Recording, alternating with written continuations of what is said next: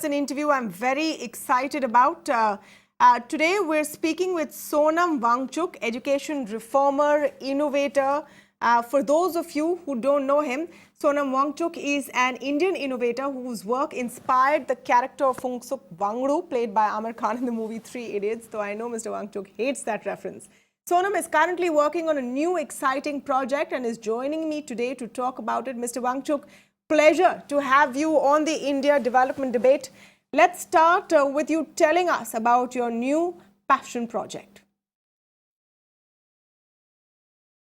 I'll first tell you how it started. So we have been for 30 years working in the mountains of Ladakh to bring reforms in education, to make it more meaningful, and then to solve the problems of the mountains, particularly now that we are facing the brunt of climate change with glaciers melting, flash floods and droughts alternating each year.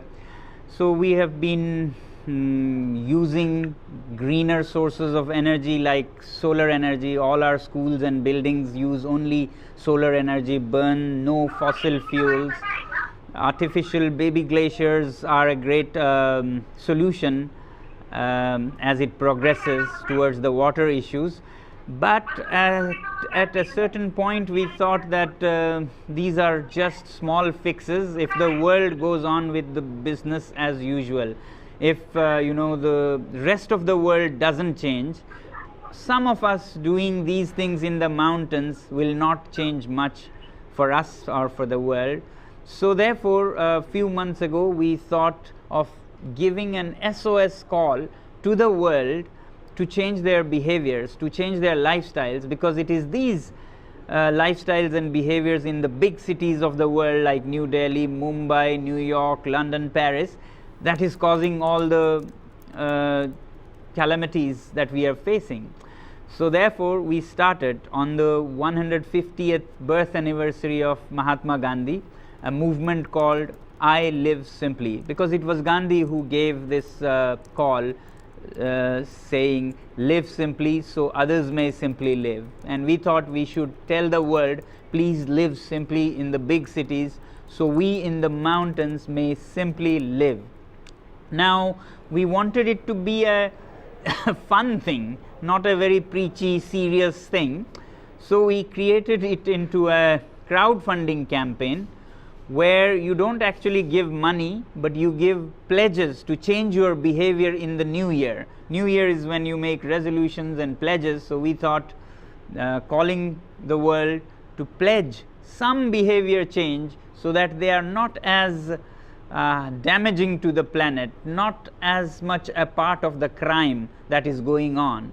So you could take small pledges like choosing bicycles or walking over cars, or taking metros and trains instead of flights, or going vegetarian, which is a great way of saving a lot of emissions and pollution, or choosing trains instead of flights. Various little actions that people can take can make a huge lot of difference if done globally at a huge scale. So individual personal responsibility is equally important. We have seen a lot of strikes and lot of advocacy in strong terms, but this should be matched by personal individual responsibility, and therefore this I Live Simply movement from India to the world. It's fantastic, and we definitely need our own movement, and which is why I also want to talk to you about Greta Sandberg, who today has spoken at the World Economic Forum. She's faced with leaders who want to deny climate change. How big a problem is that, Mr. Wangchuk, when leaders don't want to really even believe what's going on? Well, it's a big issue, very big issue, but my belief is that political leaders follow the people. If enough number of people educate themselves and advocate these issues, then political leaders will follow, because they bank on the voters, and if voters change, leaders will change. My belief is that in a democracy, it's not leaders that lead and people follow. It's the opposite. People lead and leaders follow very often. Well, let's look closer to home, where in the run-up to a mega election in Delhi, which suffers every year because of pollution in the winter months, but it's not a major political issue. People are not talking about it in the run-up to the election. So will it really work if people don't care? They simply don't care enough for how pollution and climate change is killing all of us. Yes, so I'm sad that people don't make it an issue. I think they should, and therefore such movements sensitize them towards seeing the bigger challenges. It's like an extinction series that's coming upon us. People maybe are more grappling with the other issues of water and electricity, but if you see how their children are breathing poison and they'll grow up as maybe brain damaged people, these should become issues. Air pollution alone in the world today kills roughly 7 to 10 million people a year, and a big portion is in India, some 2.5 million people. Now this rate of death is matched only by the death rate in World War I and II. So it's like a whole war waged on nature, and therefore people must be made aware of these. I think if I was to go to appeal to make policies, I would still go to the people and sensitize them rather than to political leaders, because they'll make if they like me, but with the next leader everything will fall back to the same place. So only when people really care about these issues, water is fine, electricity is fine, but what about oxygen? We are more talking now about oxygen than H2O alone. So these should become big issues for the people, especially in cities like Delhi.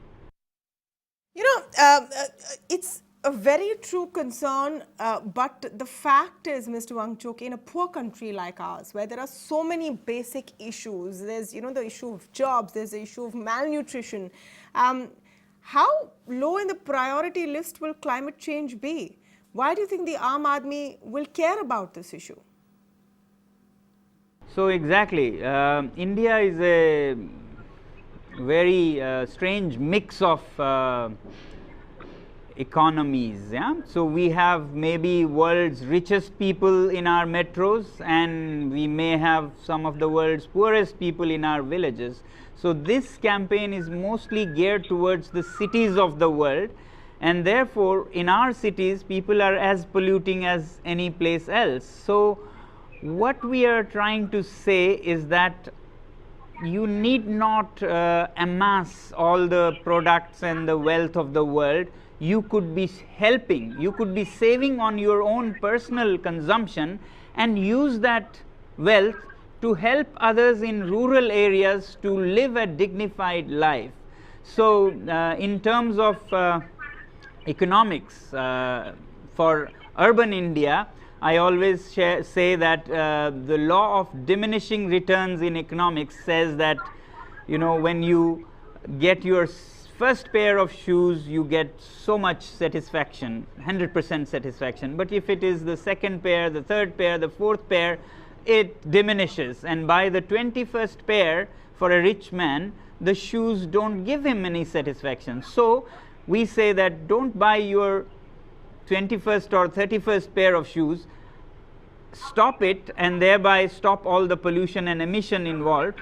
Instead, give it to people for whom it will be the first ever pair of shoes, and therefore give them 100% satisfaction. So share your wealth, don't overuse and misuse it on yourself, instead share it with the rest of the nation. That way you help the rest of the country, you help the economy, and you help the ecology also. Absolutely. What a beautiful message. Thank you, Mr. Wangchuk, for speaking with us. I Live Simply movement. You have to go on the website and give your pledge, do your bit.